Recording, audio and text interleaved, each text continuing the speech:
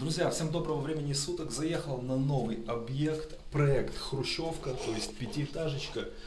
Давайте пройдемся, бегло пробежимся. Вот такая вот она вся убитая, просто в хламинос. Вот такой вот эта входная дверь, никакая с удара ноги, которую можно открыть, сорвав со всех замков. Так, вот такое состояние, наиубитейшее. Будем делать косметику. Никакого ни евро ремонта, ни вип ремонта. Ну, естественно, если бы у людей было дохренище денег, на вип ремонт они бы никогда не купили бы квартиру в Хрущевке. Это понятно. То, естественно, будет ремонт эконом-класса. Экономчик. Вот, значит, что у нас? Стены практически не надо чухать. В комнатах двух их практически не надо чухать. На кухне надо будет все щухивать. О, привет, дядя Саша.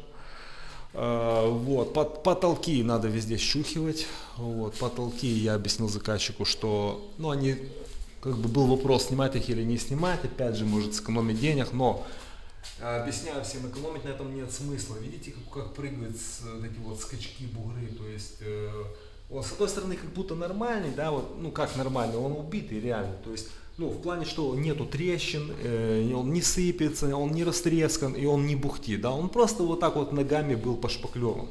Вот видно, при скользящем свете с окна, то есть все вот оттеняет от всяких бугров, скачков, вот это вот все показывает, тени кидает, то есть он весь такой вот бугристый, да, получается. Хотя по сути не трещит, не сыпется, ничего, да. Но я объясняю заказчику, друзья, и вам объясняю, на этом экономить нельзя ни в коем случае. Когда сделается ремонт, все будет красиво, потолок будет просто резать глаз, просто как бельмо в глазу. То есть, понятно, мы не часто туда смотрим, но всякий раз, когда вы будете поднимать туда случайно голову, вы будете плакать и ругать себя о том, что вы на этом сэкономили. Если уже делается ремонт, даже эконом-ремонт, ну нема смысла вот это оставлять. Посмотрите какое. Ну, я говорю, на полном серьезе нету смысла. Это потолок, это не стены, которые, если обоями закроешь, как бы, да, там обоями сгладится. Это потолок, идет с окна всегда скользящий свет, вот он все показывает, такие вот прыжки, это все краской не укроется, это вот уже от бугры, ямы, и они вот от свет преломляют и все это вот показывает. Вот, все эти волны. Вот, короче, это комнаты, довольно-таки большие две комнаты, балкон. Тоже убитейший балкон. Как-то выложили камни вообще без раствора, что ли. Вот. Короче, решетку зачищать. Тут все это штукатурить, приводить в порядок. Короче, крах. Просто крах. Пол опять плитка, которая на мастике этой битумной лежит. На этой, по-другому, попроще сказать, обычной смоле. Вот эта совдеповская история. Вот она клеена. Это все опять счищать. Как я от этого всего устал. Проем оставим, предлагал заказчику убрать этот проем, но не хочет заморачиваться на этом, еще деньги на это тратить. Хотя логично его тут нахер снести, по сути. Убрать вот так вот этот перестенок, как бы, и просто такой широкий проем был. Ну зачем вот это вот цепляться? И вот это вот как бы сдавливает пространство.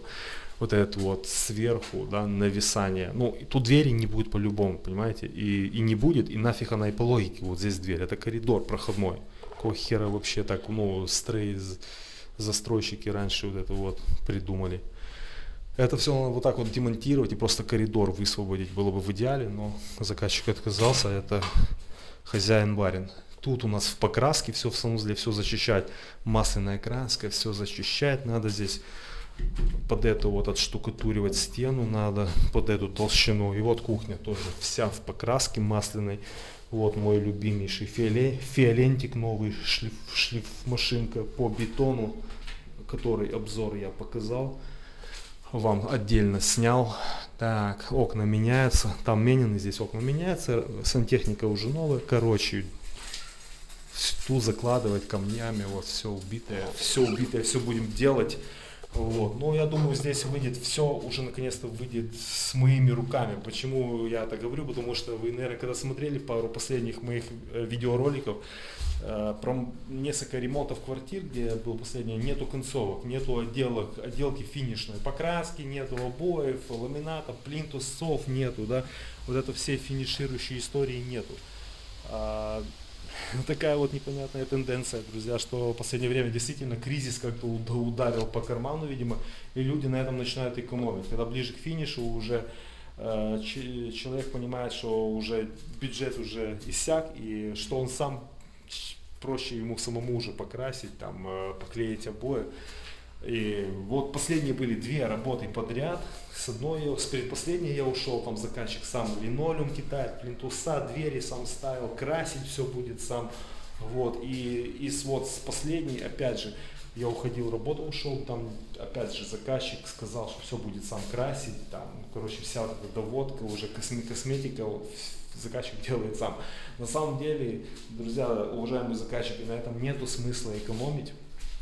На этом вы ничего не сэкономите, потому что не думайте, что покрасить это просто банально схватить валик, кинуть его в раскатку, погрузить его в краску и нанести на стену, и раскатать, что тут вообще и мозгов не надо, да, как бы и ребенок справится. Это все не так просто.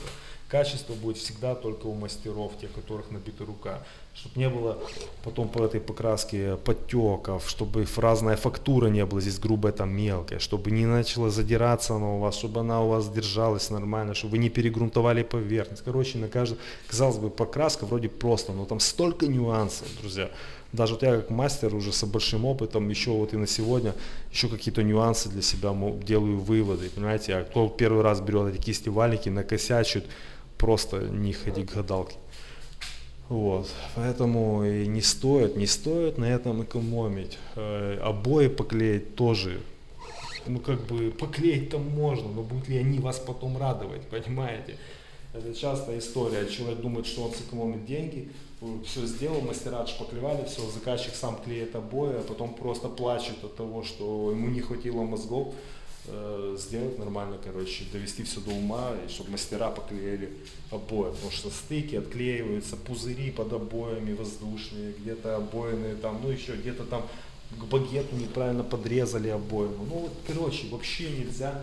Если вы хотите нормальный ремонт, попросите, может, какую-то скидочку у мастера, вот, да как-то договориться, но пускай мастера это делают, нельзя, особенно на вот этих этапах завершающих, как обои, покраска, это сам внешний вид, это то, что в результате вот вы будете все время видеть, да, на этом экономить вообще нельзя.